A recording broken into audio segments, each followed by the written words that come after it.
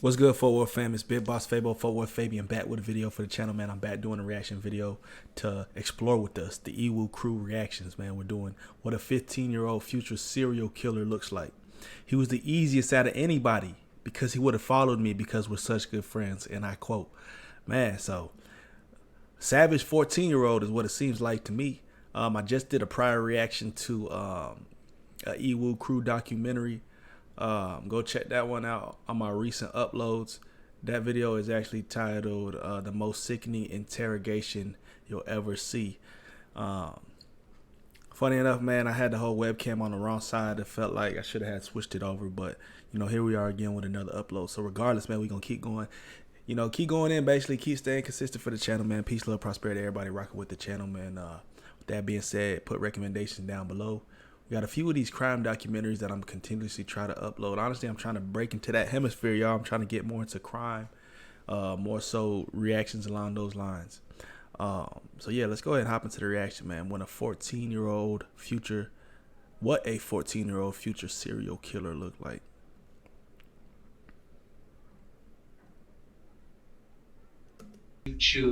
Why did you choose Jamie, your friend? He was the easiest out of anybody because he would have followed me because we're such good friends. Why did you make the suggestion to Jamie to go inside the school today? I was planning to murder him. Do you know why you were going to do this? No, I don't. This is 14-year-old Michael Hernandez. He's an honor roll student at Southwood Middle School, the well-behaved son of a business owner and an occupational therapist, and as of right now, he's the prime suspect in the cold-blooded murder of his close friend and schoolmate, 14-year-old Jaime Goff. Detectives would get the answers they're looking for, but only after enduring one of the off. Don't even look the same age though. Right Detectives here, he look super innocent, bro. R.P. Jaime. Get the answers they're looking for, but only after enduring one of the most spine-chilling interrogations they would ever conduct. The following footage revealing a 14-year-old killer has never been seen before. February 3rd, 2004 started like any other Tuesday at Southwood Middle School in Miami, Florida. Students gathered outside of the school to meet up with friends, socialize, and wait for the doors to open at 8:50 a.m. No one thought much of it when two particular students weren't at their usual meeting spot by the teacher's parking lot that morning. The doors opened and students flooded inside. Before classes started, a student decided to make a pit stop to the boys' bathroom on the second floor of the school. He couldn't have known just how traumatic this decision would turn out to be. Upon entering, another student whom he didn't recognize calmly walked past him and exited the restroom. He observed a single black book bag sitting near the entrance of the bathroom and specks of blood dotting the floor. He peeked underneath the stalls to check if anyone was inside. There was indeed someone else in the bathroom, but something was terribly wrong. A large pool of blood was forming on the floor inside one of the stalls, and there appeared to be a pair of feet hanging down from the toilet. He swiftly exited the bathroom to advise a nearby security guard that there appeared to be someone bleeding inside the boys' bathroom. The guard simply brushed him off and told him to go to class. He then went and told a friend what he'd seen. Together, the two boys proceeded back into the bathroom. The stench of warm blood had begun to fill the small latrine. The pair tiptoed cautiously toward the stall. They knew they had to look inside. They prepared themselves for the worst, then hesitantly inched the stall door open. The scene before them could only be described as nightmarish. A male student, later identified as 14-year-old Jaime Goff, was covered in blood and unresponsive. He was positioned face down, his chest and torso lying across the toilet seat, while his head and legs hung limply over the sides of it. Blood streamed down his face and into a large pool that was forming on the floor beneath his head. In that pool lay a lone pair of black glasses. One of the boys shouted to the victim twice. When they got no reply, shock turned into panic. The two fled the bathroom in hysterics, startling the security guard in the hallway.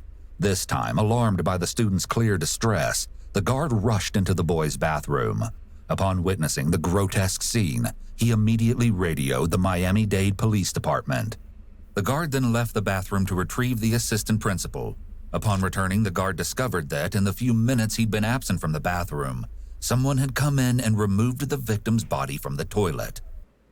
Growing your business is what it's all They about. had did what, QSmart though? gives you the space you need to do it, online or in person. The body was now lying face up on the stall floor, his arms splayed out to the sides. School personnel could now clearly see that one side of his neck was shredded to pieces. The school was immediately put on lockdown. A few hours later, investigators entered the classroom of 8th grade student Michael Hernandez, who'd been identified by one of the 2 witnesses as the boy they'd seen exit the bathroom that morning. Michael's teacher approached detectives first, with a few pieces of interesting information. She stated that she let her students into the classroom at 8:55 a.m., and since that time, Michael had requested to go to the bathroom 3 times. The teacher observed that Michael had blood on his shirt, which he attributed to a nosebleed. He made 2 trips to the bathroom before 9 a.m. After the school went into lockdown, Michael requested to go to the bathroom a 3rd time, wherein his teacher summoned a security guard to escort him to an unoccupied restroom and back to class. This was reportedly the last time Michael had left the classroom. Michael was taken to an office on the 1st floor of the school to speak with detectives. When investigators inquired as to how Michael got blood on his shirt, he told them that he'd been hit in the face by a door while horseplaying with the victim earlier that morning. The detective examined Michael's face but found no open wounds that he could have bled from. Michael quickly changed his story. He claimed he'd gone back to the 2nd floor bathroom where he'd parted ways with Jaime earlier. When he entered the restroom, there was already another student inside that Michael wasn't familiar with. The student advised Michael that there was someone inside one of the stalls. That's when Boy, Michael telling got a down tall close to tale. the floor to look underneath. Imagine you in middle school, catching bodies in middle school. For what, though? In the school bathroom, too. That's crazy to me. It's just wild. When he bent down, his shirt grazed the floor and got blood on it. However, he did in fact see his friend Jaime inside the stall. After that, he simply left the bathroom and went to class. After collecting Michael's statement, a consensual search of Michael's book bag was conducted. What they found inside told an even more shocking story than the one Michael had just spun. Inside the bag was a red jacket and 2 latex gloves, both with traces of blood on them. The detective asked Michael to accompany him to the station, to which Michael agreed. A little after 1:40 p.m., Michael was transported to the Miami-Dade Homicide Bureau office. Here, he regaled detectives with an entirely different tale. The version you're about to see is more twisted and disturbing than anything detectives had heard so far. The following never-before-seen footage has been analyzed by a qualified team, including a licensed professional counselor, a licensed attorney and former prosecutor, and a licensed clinical psychologist. Ready? Yeah. Please raise your right hand when I swear you in. You swear the testimony you're about to give will be the truth, the whole truth, nothing but the truth, the whole truth? Yes, I do. Though he is a minor at 14 years capping old, already. Michael is That being boy questioned flagging. alone and without his parents, because in Florida, the law allows minors to be interviewed without parental consent or their presence in the interrogation. However, parents can request a lawyer or stop the questioning on behalf of a minor at any time. These laws can vary by state, as some states do require parental consent. Mike, just do me a favor. When you talk clearly so that Miss Renee can understand you. Okay? For the record, could you please state your name? Michael Hernandez. Mike, what's your birth date? February 2nd, 1990. Happy birthday. Thank you. So you just Happy turned 14. birthday. Yes, I did. Very good. And what grade are you in? I'm in the 8th grade. Michael is being very cooperative and well-mannered during the preliminary questioning. He articulates well and answers the detective's questions clearly. His posture mimics that of an attentive student. He's sitting up straight, his hands That boy folded in front of proper. him, and his eyes keenly fixed on the detective. His body language conveys respect and a willingness to be compliant. However, we'll soon see that his motives are actually much darker. What school do you go to? Southwood Middle School.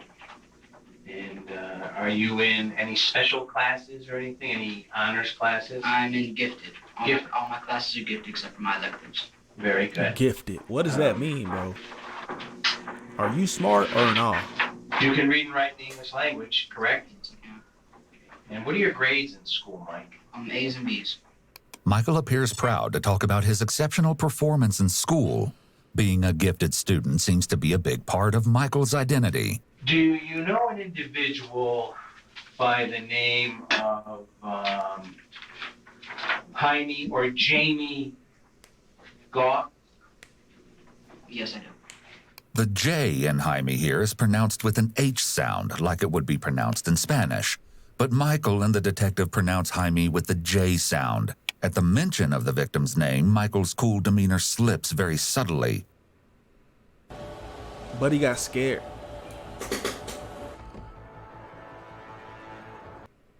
For the first time, he seems to hesitate before answering the question.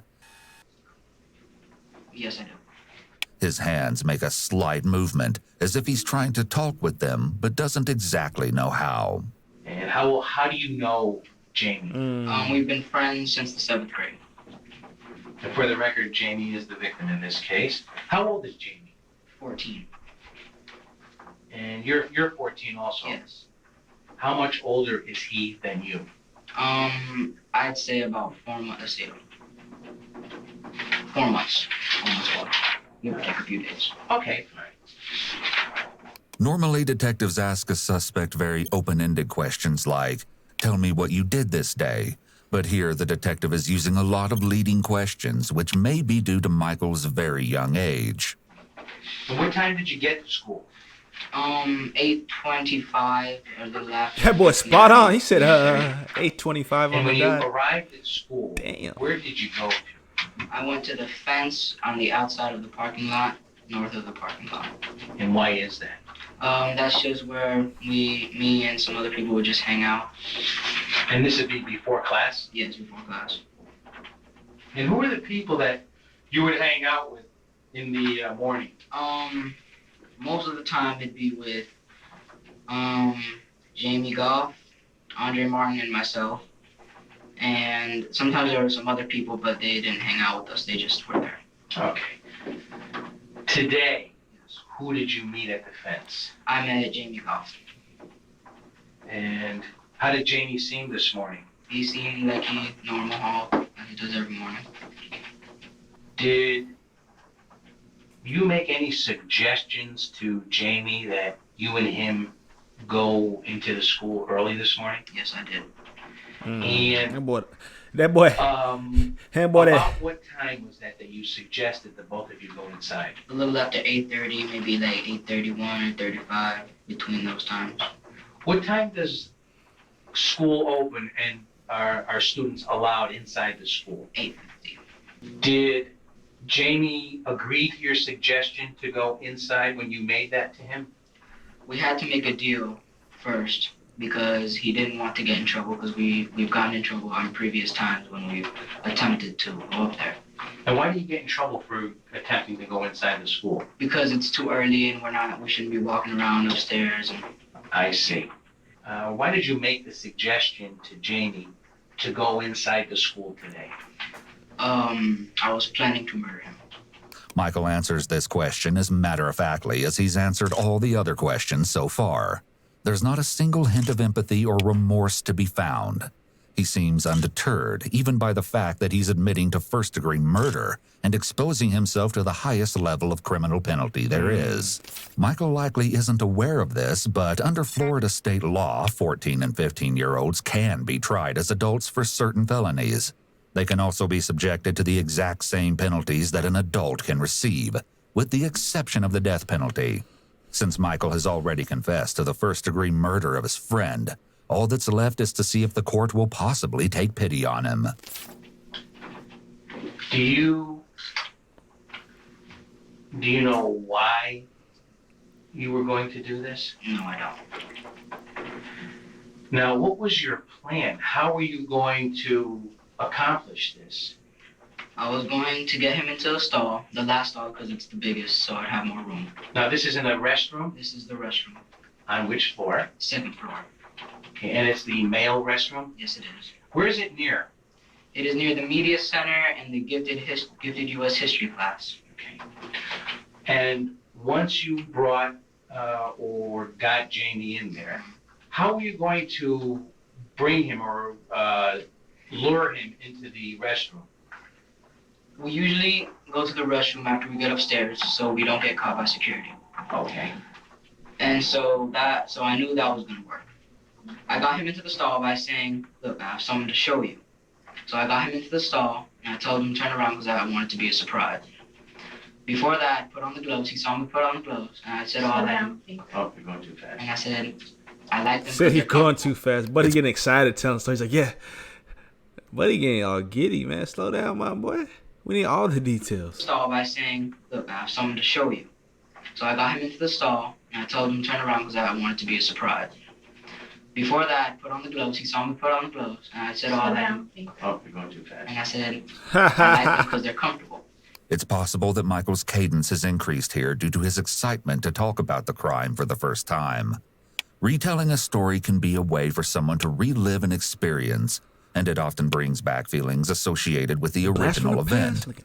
His fast talking could also be due to his eagerness to show how smart he was in preparing for this crime.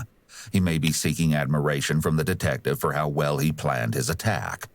Michael's enthusiasm is also evidenced in his full cooperation when being questioned, appearing like he's sitting for a job interview instead of an interrogation. It's odd that he doesn't seem afraid or bothered at all that he's sitting there because he's been caught for the murder of his friend. Now, you also said that you put on gloves. What kind of gloves were these? They were latex gloves. Where did you get them from? My mother purchased them at Walgreens the previous night. Why did she purchase these? Was that at your request? It was at my request because I said that I needed them for extra credit for my science class. There's no denying at this point that Jaime's murder was premeditated. More disturbingly, it seems that Michael mapped out every single detail and accounted for almost all possible factors before executing his plan. A thorough search of Michael's backpack yielded a secret compartment that he'd made by cutting a slit in the inner lining and attaching Velcro along the edges of it so that it could be secured shut. He'd used this compartment to store the murder weapon, meaning Michael had even planned for the possibility of his backpack being searched. Now, you and him are already in the stall, correct? Yes. Did he go into the stall first? Yes. Did you follow him? Yes, I did. Did you close the stall door? Yes, I did. Now, what transpired next? Okay. I was talking to him and I told him, all right, now I have to put my hand over your mouth. Okay. And so I did, and I lifted his neck up. Now, was he facing you or was he away from He you? was away from me. Did you put your hand over his mouth? Yes, I did. And which hand did you use to put over his mouth? My left hand. Once you did that, what happened next? I He had already said, got- what happened next?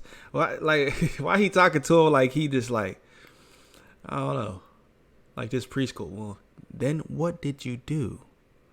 Once you did that, what happened next? I had already got before I put my hand over his mouth. I already put my knife out, so the blade was already out. Now, where had you kept this blade? I had kept it in my jacket pocket. And what color jacket did you have on today? I had a red jacket. Now, is this the same clothing that you're wearing? Yes. The detective is asking Michael a lot of control questions, meaning questions he already knows the answer to in order to see if Michael is being truthful with him. He's also asking him questions to see if they corroborate with the evidence they have already ascertained. And what did you do next? I took the knife out and I proceeded to slit his throat. Now, do you remember in which direction you slit his throat? Left to right.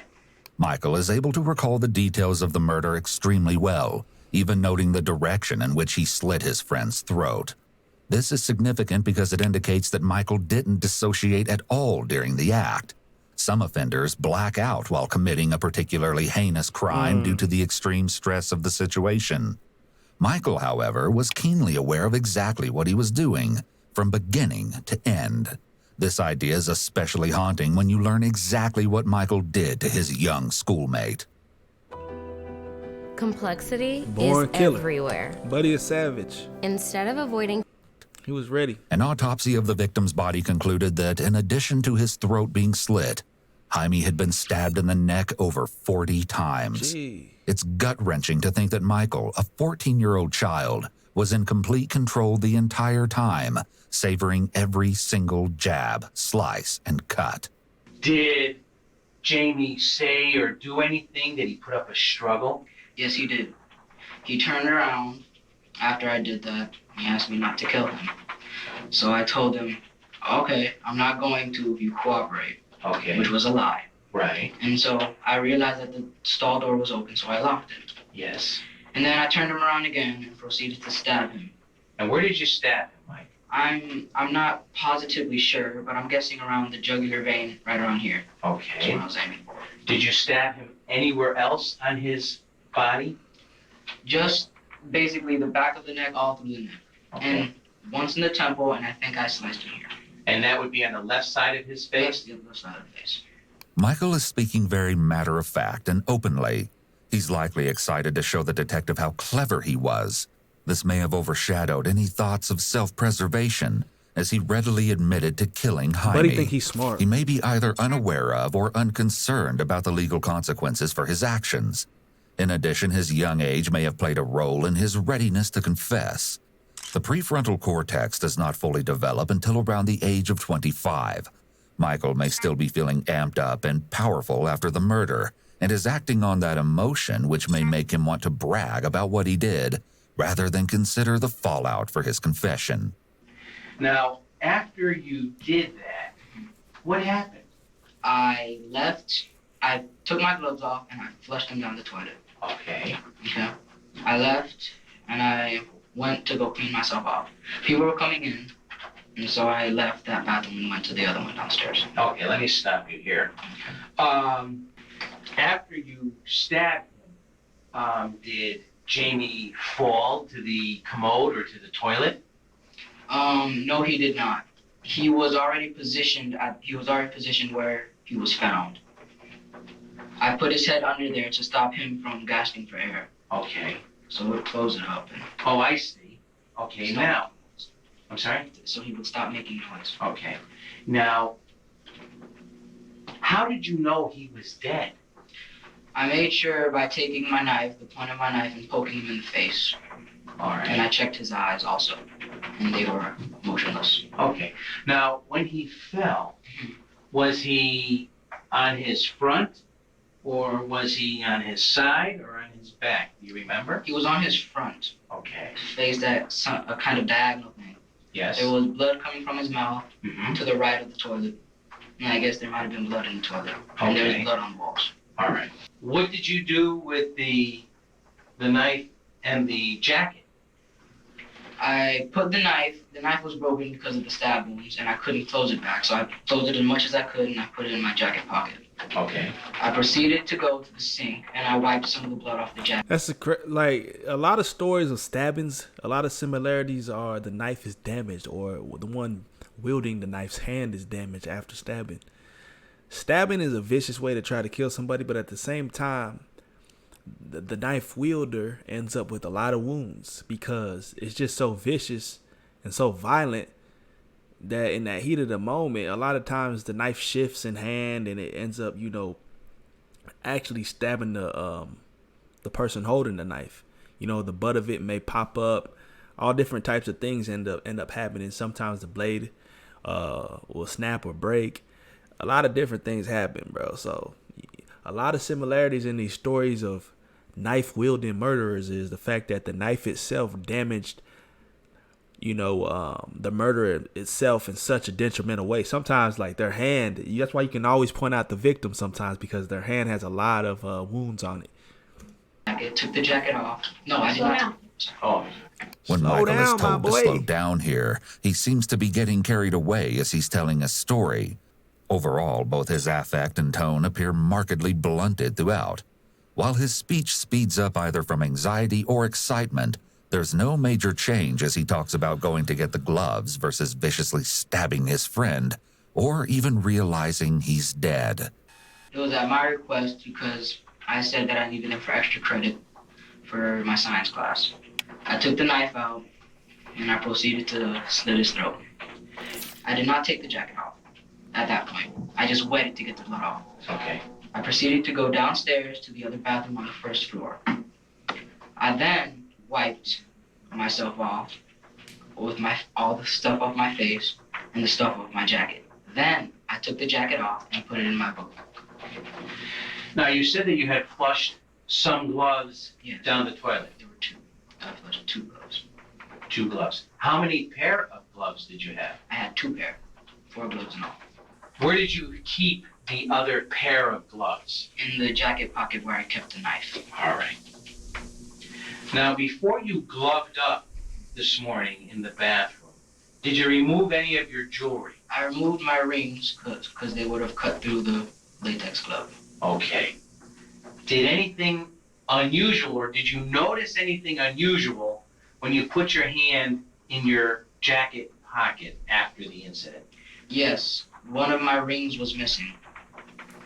And which ring was that? It was the ring on my right ring finger. So, what did you do? I went back upstairs to find the ring.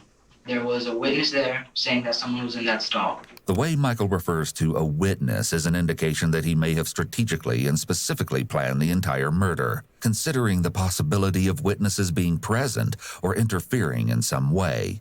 He's speaking as if he's a law enforcement official describing or examining this case, rather than the perpetrator describing his own acts. I went to go look, having known what was there. And I saw my ring and picked it up and then left. Okay. Had you gone up there actually to check to see if Jamie was okay? No, I have not. No, I did not. I can never say sorry to my baby. Only person I apologize to is my baby. It was strictly to check on your ring. My ring, yes. And why did you want to recover your ring? Because I value my jewelry. Buddy iced out. It's very He interesting said I to value note my how much more jewelry. Michael's ring meant to him than his dying friend. This detail speaks volumes about exactly how Michael's mind works, namely that he possesses a disturbing disregard for the lives of others. Do people know that you wear that type of ring? Yes. Many people know I wear this type of jewelry. Could someone have identified you because of the lost ring? Yes, they could have identified this ring, definitely. Okay.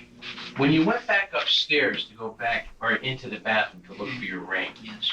who is the individual that told you someone was in the stall? I'm not sure of his name. Had you had planned to do this to Jamie? Yes, I did. How long have you had this plan? A little under a week. And is there any A week. specific reason why you planned this? No, there's not. Perhaps the most spine-chilling detail of all, Michael likely killed his friend purely for personal satisfaction. Michael, who had just celebrated his 14th birthday the previous day, had absolutely no reason to commit murder that morning. He simply decided that he wanted to. A situation such as this can reasonably be explained by a bout of severe psychosis. However, he doesn't present as a person who has psychosis based on his behavior during the interrogation. Michael seems to be thinking clearly and logically. There are no indications that he is responding to internal stimuli, such as voices in his head or unseen figures. There's no evidence of paranoia or delusions. Therefore, there is no evidence of a thought disorder. Michael's heightened intelligence and composure, as well as his blatant lack of remorse, are reminiscent of someone with antisocial personality disorder. However, an ASPD diagnosis cannot be given to anyone under 18. We cannot conclude that Michael has ASPD or psychopathy, the term often used to describe the most severe type of antisocial personality, not only because we don't have enough information about Michael's symptoms and history, but also because Michael is only 14 years old and too young to be given such a diagnosis. At most, Michael's behaviors align with a diagnosis of conduct disorder, particularly since he has a history of taunting and physically assaulting peers, which you'll hear more about later. However, if we suspend the fact that he cannot be diagnosed, his matter-of-fact demeanor could be due to the presence of psychopathy, as he has a lack of reciprocal emotion. A psychopath can be asked about a person they murdered and show no emotional response or reaction when they are shown pictures of the person or when they are told that the person likely suffered. In other words, they don't respond with an emotion that matches the circumstance. Why did you choose Jamie, your friend? But he's weak. He was the easiest out of anybody because he would have followed me because we're such good friends. And I knew he would have followed me in there and done what I would have said. Okay. Now, I asked you about an individual named Andre Martin. Yes. Do you know Andre? Yes, I do.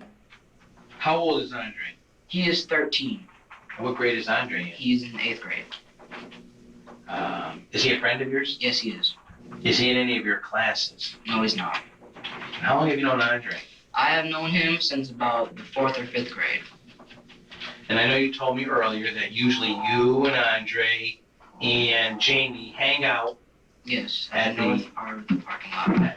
At the fence, correct. Calling your attention to yesterday, Monday, your birthday. My birthday. Did there come a time when you approached Andre with the same type of ruse? Yeah, yes, there was. We were, me, Andre, Jamie, and myself were in the bathroom. Which bathroom? We were in the other bathroom than where the victim was found today. Referring to Jaime as the victim may be evidence of how detached Michael feels This from guy. someone who was supposedly his friend. He may be unable to or have difficulties with forming real emotional attachments to other people.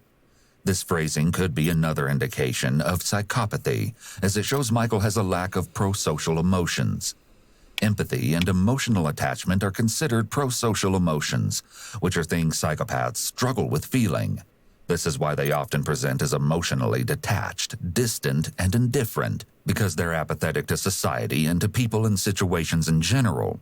The fact that psychopaths are emotionally detached helps them to stay calm in situations that would cause the average person to feel afraid or nervous, such as in an interrogation or the act of committing murder.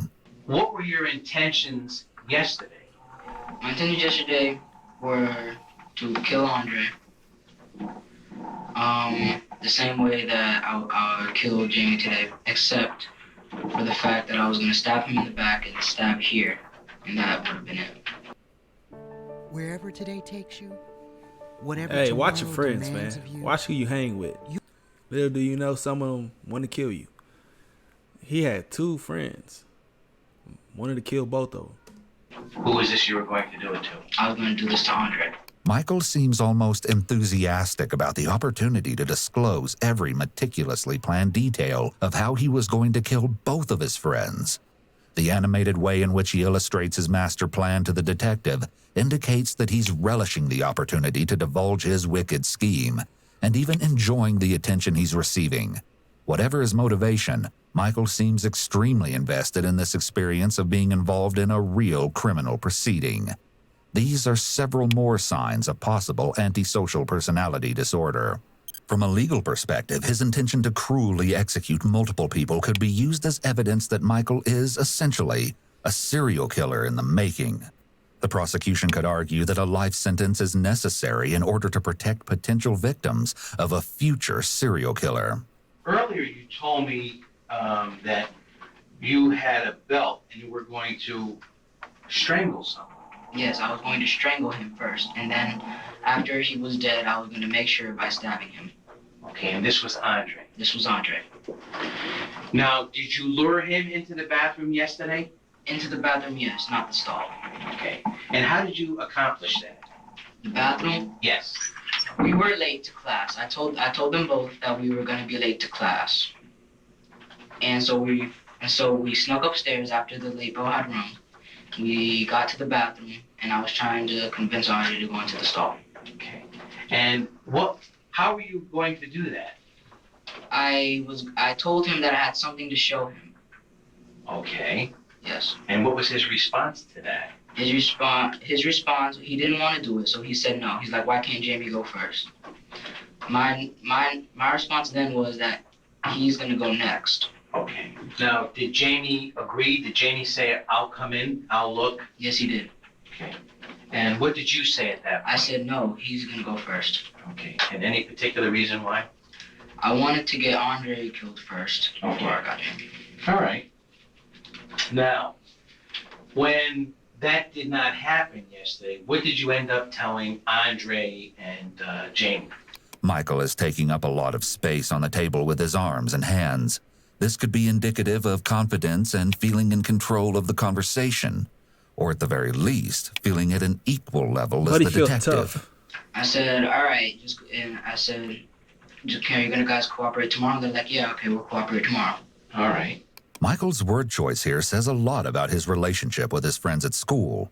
When Andre refuses to go into the stall with him the day prior, Michael asks his friends if, in his own words, they'll cooperate with him the next day instead, to which they both agree.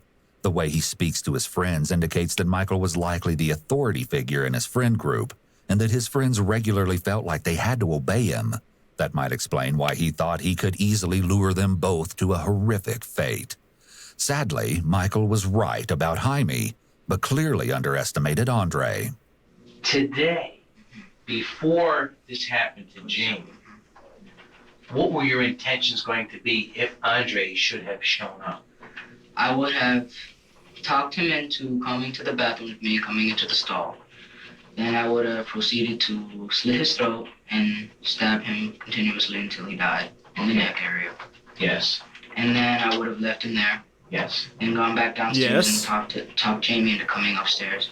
Lured him into the other bathroom and slit his throat and stabbed him in the neck. Okay. Now, Mike, where did you get this knife from? I have a knife collection. Uh-huh. I've been collecting knives, and as I said, my dad has a store. And so I asked him for some knives. This was before I was going to do this. Yes. And I asked him for some knives. He's like, all right, you can take them. Because I wanted a not switchblade, but like a knife that can come out I think easily. they call them gravity knives. Michael had exhibited Gravity several warning knives. signs of concerning behavior prior to the murder, most of which detectives won't discover until they speak with more of Michael's schoolmates over the next few days. Students reported that Michael demonstrated an intense interest in all things gore and death. Even the screensaver on his computer at school featured a scary creature covered in blood, which had caught the attention of other classmates. Michael also had a history Buddy of teasing weird. and physically assaulting his peers. He'd been reprimanded in the past for mocking and hitting a couple of female classmates. He was also known to poke and chase other kids with a screwdriver that he kept in his backpack. Let me ask you this. Is there any particular reason why you did this to Jamie? No, there's not. Did he offend you in any way? No, he did not. Did he harm you in any way? No, he did not. Mike, you know the difference between right and wrong, correct? Yes, I do. Do you think what you did is right or wrong? No, I don't. Well, what don't you think? I think it is neither right, but I don't think it was wrong. Do you know what you did is wrong? Yes, I do. Okay. The fact that Michael is saying that he doesn't think what he did was right or wrong shows us that he must have come up with his own explanation or justification for what he did. Had the detective probed further, we may have gotten more information about why Michael believes that killing Jaime wasn't necessarily wrong. This could have possibly revealed some delusional thinking. Michael said himself that Jaime didn't do anything to him, so for Michael to believe that what he did wasn't wrong means that he likely has some type of unconventional belief about taking someone else's life. Is this the first time that you have been involved in something like this, Michael? Yes, it is.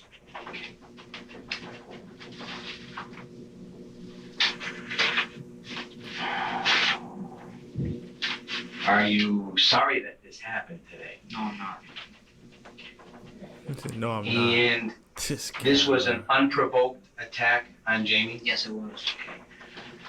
Sir, has everything you told me been true and correct to the best of your knowledge? Yes, it has. Have I forced you to give this statement, No, sir? you have not.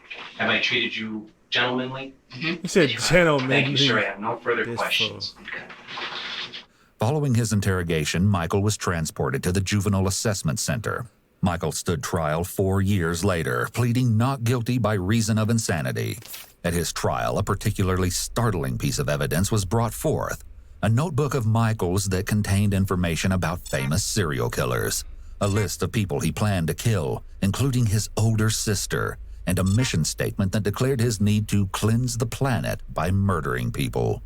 Needless to say, The jury took no pity on him. On September 24, 2008, Michael Hernandez was found guilty of the first-degree murder of Jaime Goff and the attempted first-degree murder of Andre Martin. He was sentenced to life in prison without the possibility of parole, plus 30 years for the attempted murder charge.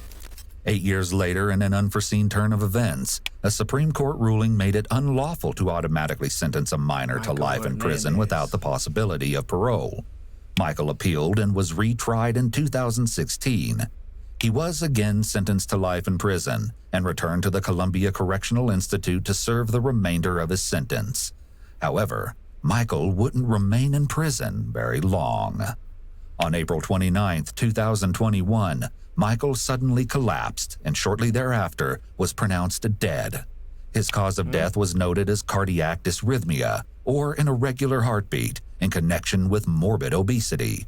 Michael died at the age of 31 after having spent a total of 13 years in prison. So he got fat in prison, ended up having like a heart attack or something. He was too fat and passed away. That's crazy. So we spent 13 years in prison, man.